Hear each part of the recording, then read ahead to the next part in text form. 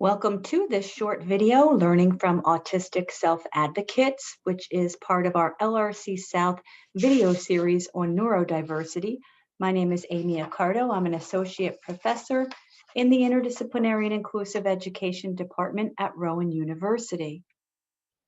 Our focus today will be on considering autistic culture and situating neurodiversity in a culture of diversity, specifically the importance of prioritizing and valuing the voices of self-advocates.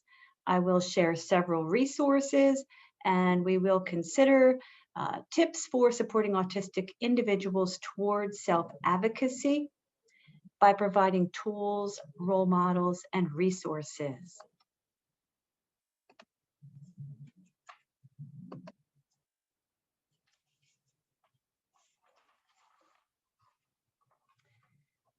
I'd like to start with a quote from Ari Neiman of the Autistic Self-Advocacy Network. The object of autism advocacy should not be a world without autistic people. It should be a world in which autistic people can enjoy the same rights, opportunities, and quality of life as any of our neurotypical peers. This is an important starting point and speaks to the reason for this short video in our neurodiversity series. Nothing in the area of neurodiversity should occur without the input of neurodivergent people. Building on our prior short video content related to neurodiversity, this segment is intended to offer self-reflection as to whether your K-12 educational setting or your community or college or place of employment includes autistic people in the policies, practices, and everyday decisions about autistic people. And if not, an immediate shift is needed to prioritize and value autistic self-advocates of any and all ages and support needs. As we learned, neurodiversity is a fact and can be defined as the full range of variations in cognition, learning, behavior, and socialization that exists within the population. The neurodiversity movement began with the autism rights movement in the late 1990s and is based on a philosophy for embracing different ways of thinking and behaving as normal variations of being human. And the movement is led by autistic self-advocates. So why is it important to learn from autistic self-advocates and have representations of disability? Let's reflect. Looking at the first bullet point here, did you learn about disability history, disability justice, and ableism as part of your K-12 education? If not, why? Why don't we teach about ability differences or about the disability rights movement? And consider, how does not learning or teaching about disability make that subject taboo? Considering the second bullet point, what are the first experiences or representations of disability you do recall? If you do not personally identify with a disability yourself, perhaps your first representation of disability was a relative, a classmate, someone in your school, a person on TV, or a character in a text with a disability. Considering the third bullet point, how are disabled characters portrayed in texts and media that you read or that are still being read at school or that you're seeing on television? And finally, what representations of disability are our students exposed to at school? Adding to that, where are the students with physical disabilities? Are they still down the hall or in segregated schools? Where are the students with invisible disabilities? Let's keep reflecting. If you're an educator or a parent, what do you teach about disability? And again, if nothing, what does that say to our disabled students and our children? Can you identify disabled role models for our students? Do you include disabled students in decisions about disabled students? Further, if you identify as disabled or have a child or family member with a disability, consider what is the impact of your disability label on your identity. Have you experienced ableism? Have you developed pride in your ability diversity? Do you have people with similar identities, role models to learn from and connect with? Do you consider yourself a self-advocate? Would you like or do you wish you had tools and a support network of other self-advocates? And the purpose of these self-reflection questions is to consider the need to support students in becoming self-advocates by providing them with access to people that look like them, that are like them, positive role models that they can learn from, and that may in turn lead to their development as self-advocates and as individuals with positive identities as well. So one way to connect with self-advocates is through the internet, simply because the internet provides a safe space for autistic culture that we may not necessarily have in our local communities or in our local schools. Moving into a resource share, the Autistic Self-Advocacy Network, as seen on this slide, works to advance the principles of the disability rights movement with a focus on civil rights and public perceptions of autism. For example, through the development of autistic cultural activities. The organization holds self-advocacy summits that teach autistic young adults to be leaders and to change disability policy. You see a screenshot of the website here, found at autisticadvocacy.org. Towards the bottom of the slide, you see mention of the Autistic Campus Inclusion Program, and that's a program for autistic college students to learn to become change agents, to learn to self-advocate, and to come back to their college and share their experiences and hopefully enact some change. And on the next two slides, I'd like to spotlight two resources available also through the Autistic Self-Advocacy Network website. The first is a paper, Increasing Neurodiversity and Disability and Social Justice Advocacy Groups.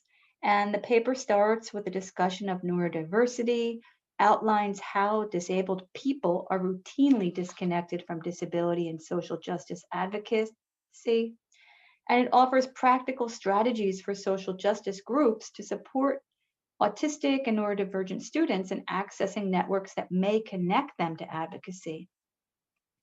So if you are interested in starting self-advocacy supports with autistic students in your school or in your community program, this is a really good foundational paper as a shared reading for you and your group. A recommended book is Welcome to the Autistic Community. This is a book for autistic people by autistic people, and it is especially an important resource for young adults seeking accurate information about autism and neurodiversity. I believe there are two versions, one for adults and one for younger children. When you link to this site, the link is on the right side of the slide, you will just go to the bottom left space in the website and you'll see a download button. Quick note, there are many links throughout this presentation, as with presentation 1 and 2. And please know that our wonderful Learning Resource Center South staff have also uploaded a version of this presentation that's not a video, so that once you are done going through this video, you'll be able to pull that up and experience and see all of the links and resources yourself. So separate from the Autistic Self-Advocacy Network, a third book published by Springer and edited by Steve Kapp is Autistic Community and the Neurodiversity Movement, Stories from the Front Line. This is also a wonderful resource with short essays from autistic self-advocates that have much to share with us about autistic community and culture. And I want to stress that all of these books provide information that support development of self-advocacy and also positive identity formation. Moving on to a resource share of blogs and websites. Online forums provide important spaces for neurodivergent people and allies to communicate and build autistic community. A few recommendations are on the right side of this slide. The first is Cosmopolitanism, Neurocosmopolitanism, and that is Dr. Nick Walker's notes on diversity, autism, and self-liberation. The next two links our Amethyst Shaber's YouTube channel and Nora Wonderful site. That's followed by Lydia Brown's Autistic Hoya link. And finally, I also added here the INSAR Autistic Researcher Community or Committee, and that is for those of you who are in higher ed and potentially conducting research related to autism or in the field of autism.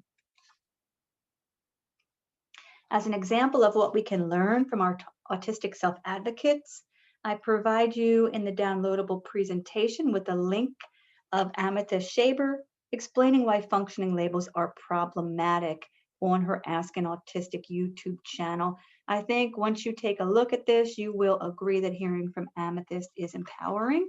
And I hope you share her Ask an Autistic videos with your students, your family members, or those change agents in your community. So let me summarize here several tips for valuing and teaching autistic self-advocacy. Number one, teach about autism and disability as diversity in school and at home. Number two, teach how to articulate individual strengths and weaknesses. For example, through strength-based IEPs and inclusive practices in K-12 schools. Number three, discuss when and how to disclose autism and disability, always stressing that disclosure is a choice, especially for our autistic college students. Number four in the bullet points, provide resources and support organizations for self-advocacy. Number five, teach about and spotlight disability self-advocates. And finally, routinely include disability in teaching, curriculum, and materials.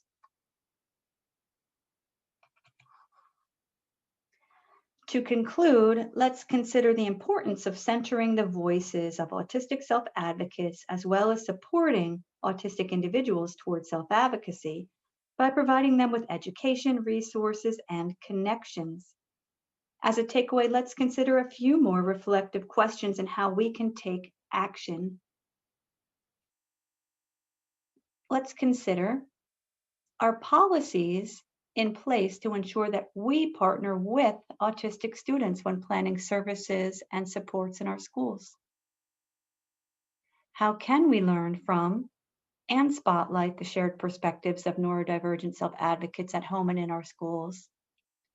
And finally, how can we strengthen support systems and identify positive role models that our autistic students can positively identify with?